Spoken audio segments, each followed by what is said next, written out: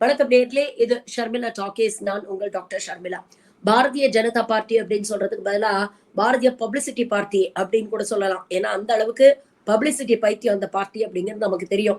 பேட்டி பச்சாவ் பேட்டி படாவ்னு ஒரு ஸ்கீம் ஆரம்பிச்சு அதுக்கு ஒதுக்குன தொகையில கிட்டத்தட்ட 60-70% தொகை வெறும் அட்வர்டைஸ்மெண்ட்டுக்குன்னு செலவு பண்ணாங்க. அதே மாதிரி லோக்சபா தேர்தல் நெருங்க நெருங்க எங்கும் மோடி எதிலும் மோடி அப்படின்னு ஆரம்பிச்சுட்டாங்க.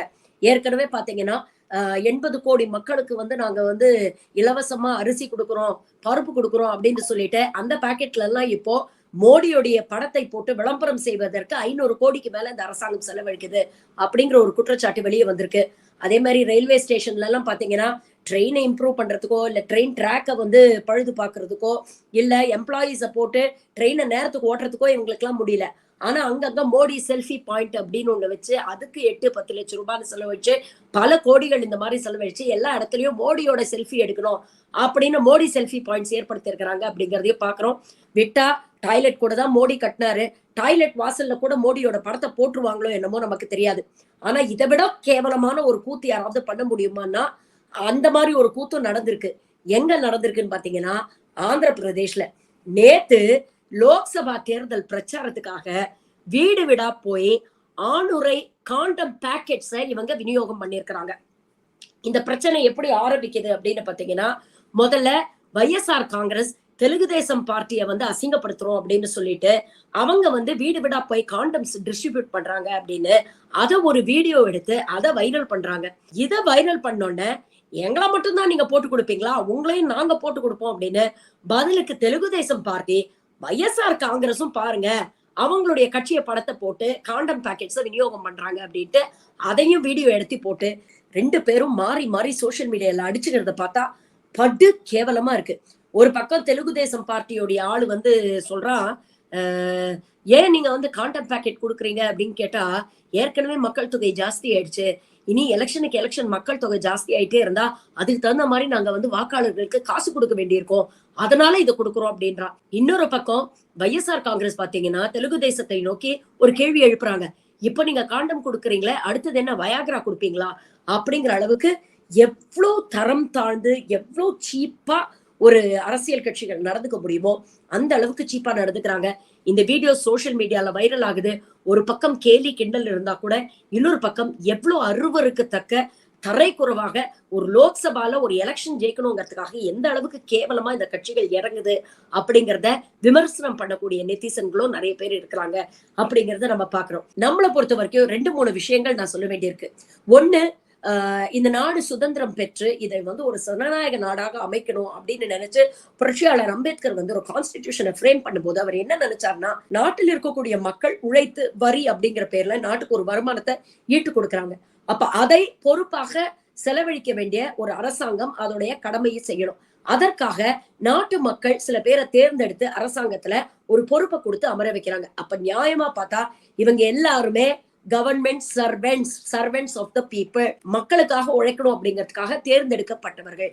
ஆனா இப்ப எப்படி மாறிடுச்சு அப்படின்னு பாத்தீங்கன்னா, ஏதோ இவங்க போடுற தயவுலதான் நம்ம வாழ்க்கை நடக்கிற மாதிரி ஆளுக்கு இஷ்டத்துக்கு என்னெல்லாமோ செஞ்சுட்டு இருக்காங்க.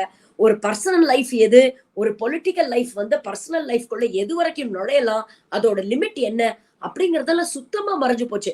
இந்த கலாச்சாரமே நீங்க பாத்தீங்கன்னா பாஜக ஆட்சிக்கு வந்ததுக்கு அப்புறம் தான் மெல்ல மெல்ல தொடங்கி இருக்கு, இன்னும் அதிகமாயிருக்கு அப்படிங்கறத பாக்குறோம். எல்லாத்துலயும் மூக்க நுழைக்கிறாங்க. நீங்க என்ன சாப்பாடு சாப்பிடணும், என்ன உடை உடுத்தணும், நீங்க என்ன மொழி பேசணும், நீங்க என்ன வேலை செய்யணும், நீங்க யார லவ் பண்ணணும், யார கல்யாணம் பண்ணிக்கணும், இது வரைக்கும் எந்த அளவுக்கு ஒரு பர்சனுடைய பர்சனல் லிபர்ட்டிஸ்ல ஃபண்டமெண்டல் ரைட்ஸ்ல மூக்க நுழைக்க முடியுமோ அந்த அளவுக்கு இன்னைக்கு ஒரு அரசாங்கம் ஒரு எல்லையை மீறி ஒரு தனி மனித வாழ்க்கைக்குள் மூக்க நுழைக்கிறாங்க அப்படிங்கிறத பாக்குறோம். அதனுடைய வெளிப்பாடுதான் எத்த தின்னா பித்தம் தெளியும், எதை கொடுத்தா ஓட்டு வரும் அப்படிங்கிற அளவுக்கு இவ்வளவு தரங்கெட்டு இறங்கி இன்னைக்கு காண்டோம் பேக்கெட்டை வீடு வீடா போய் விநியோகிக்கிற அளவுக்கு இவங்க வந்துட்டாங்க. இதை தாண்டி இந்த பொலிட்டிக்கல் சிம்பலிசம் அப்படிங்கிற ஒரு விஷயம் இருக்குல்ல, இந்த காண்டம்க்கு இத வந்து இன்னைக்கு இருக்கக்கூடிய ஒரு பொலிட்டிக்கல் அட்மாஸ்பியரோட பொருத்தி பாருங்களேன். ஆரம்ப காலகட்டங்கள்ல பாத்தீங்கன்னா, இந்தியாவுடைய மக்கள் தொகை வந்து ரொம்ப அதிகமா இருக்கு. இது இது இப்படியே போச்சுன்னா, இந்தியா வந்து முன்னேற முடியாது. அப்போ முதல் வேலையா வந்து இந்த மக்கள் தொகையை வந்து நாம கட்டுக்குள்ள கொண்டு வரணும் அப்படிங்கிறதுக்காக தான் ஃபேமிலி பிளானிங் அப்படிங்கிற ஒரு ப்ராஜெக்ட் வந்து அரசாங்கம் கொண்டு வந்துச்சு. அப்போ நீங்க பாத்தீங்கன்னா, கடுமையான எதிர்ப்பு வந்து பலதரப்பட்ட செக்மெண்ட்ஸ்ல இருந்து வந்தது அப்படிங்கிறத நம்ம பாக்குறோம். இன்னமும் பல பேருக்கு ஞாபகம் இருக்கும். அந்த சிவப்பு முக்கோணம், நாம் இருவர் நமக்கு இருவர்னு ஆரம்பிச்சு அப்புறம் நாம் இருவர் நமக்கு ஒருவர் அப்படிங்கிற அளவுக்கு கொண்டு வந்து வச்சாங்க. அப்ப கூட பாத்தீங்கன்னா, இந்த ஃபேமிலி பிளானிங் இல்ல மக்கள் தொகையை கட்டுப்படுத்தக்கூடிய ஒரு முயற்சிய ரொம்ப சின்சியரா கையாண்டது வந்து தென் மாநிலங்கள் தான். தென் மாநிலங்கள் இத கையில எடுத்து அரசாங்கத்துக்கு நாம ஏதாவது நல்லது செய்யணும். இன்னைக்கு வந்து நம்ம நாடு நல்லா இருந்தா தான் நம்ம நல்லா இருக்க முடியும். அப்ப நாட்டுடைய அரசாங்கம், ஒன்றிய அரசு ஒரு விஷயத்த கொண்டு வருதுன்னா, அத நம்ம எஃபெக்டிவா இம்ப்ளிமெண்ட் பண்ணணும் அப்படின்னு தென் மாநிலங்கள் இந்த விஷயத்த சீரியஸா எடுத்துக்கிட்டு அவங்களுடைய பாப்புலேஷன கட்டுக்குள்ள கொண்டு வந்தாங்க. ஆனா அன்னைக்கும் வட மாநிலங்கள் இத பத்தி கொஞ்சம் கூட கவலைப்படல. வத வத வத வதன்னு புள்ளைய பெத்துக்கிட்டு இன்னைக்கு பாத்தீங்கன்னா தமிழ்நாடுடைய பாப்புலேஷன் 8 கோடினா உத்தரப்பிரதேசோட பாப்புலேஷன் கிட்டத்தட்ட 22, 23 கோடி கிட்ட இருக்கு அப்படிங்கிறத பாக்குறோம். அப்போ அன்னைக்கு கொண்டு வந்த ஒரு நல்ல விஷயத்த கையில எடுத்து அதை இம்ப்ளிமெண்ட் பண்ணது தென் மாநிலங்கள் தான். வட மாநிலங்கள் அதை பத்தி கவலையே படல. ஆனா இன்னைக்கு நாம அன்னைக்கு சின்சியரா செஞ்ச ஒரு நல்லதுதான் நமக்கு வந்து எதிர்மறையா வந்து நிக்குது அப்படிங்கறத பாக்குறோம். ஏன்னா இதே மக்கள் தொகையை காரணம் காட்டி 2 விதத்துல ஒன்றிய அரசு நம்மள வஞ்சிக்குது. ஒண்ணு, மக்கள் தொகையை காரணம் காட்டி நமக்கு வரக்கூடிய வரி பகிர்வை வந்து கணிசமா குறைச்சிடுச்சு அப்படிங்கறத பாக்கணும். தொடர்ந்து இன்னைக்கு வந்து மாநில அரசாங்கங்கள் கர்நாடகாவா இருக்கட்டும், கேரளாவா இருக்கட்டும், தமிழ்நாடா இருக்கட்டும், தொடர்ந்து நம்மளுடைய உரிய வரி பங்குக்காக நம்ம வந்து போராடக்கூடிய ஒரு நிலைமைக்கு வந்து இன்னைக்கு கொண்டு வந்துட்டாங்க. நம்பர் 2, கான்ஸ்டிடியூஷனல் டீலிமிட்டேஷன் அப்படிங்கிற ஒரு விஷயம். அதாவது தொகுதி மறுசீரமைப்பு. இந்த பாப்புலேஷன் பிரகாரம் தொகுதி மறுசீரமைப்பு பண்ணுனானா கணிசமான லோக்சபா சீட்ஸும் ராஜ்யசபா சீட்ஸும் நமக்கு குறையும். அப்ப தென் மாநிலங்களுக்கு ஏற்கனவே ரெப்ரசன்டேஷன் ரொம்ப கம்மியாக இருக்கு. அப்படி இருக்கும்பொழுது அது மேலும் குறைஞ்சிடுச்சுன்னா நம்மளுடைய குரல் வந்து மத்திய அரசுக்கு கேட்காமலேயே போயிடக்கூடிய ஒரு ஆபத்தான ஒரு நிலையில இன்னைக்கு நம்ம வந்து இருக்கோம். நாளைக்கு இந்த தொகுதி மறுசீரமைப்பை வந்து அமல்படுத்தினாங்கன்னா நமக்கு இருக்கக்கூடிய ரெப்ரசன்டேஷன் கணிசமா குறைஞ்சு உத்தரப்பிரதேஷ், பீகார் போன்ற மாநிலங்களுக்கு வந்து அதிக ரெப்ரசன்டேஷன் கிடைக்கும். அப்ப யோசிச்சு பாருங்க, ஏற்கனவே இந்த மாட்டு மூத்திர மூளை இருக்கக்கூடிய சங்கிகள் இவங்களுக்கு தேவையான விஷயங்களை எந்தவித ஒரு எதிர்ப்புமே இல்லாம யாராவது எதிர்த்து பேசினா அவங்கள வெளிநடப்பு செய்ய சொல்லிட்டு இல்ல அவங்கள வெளியில தூக்கி சஸ்பெண்ட் பண்ணிட்டு அதை வந்து நடைமுறைப்படுத்துறாங்க.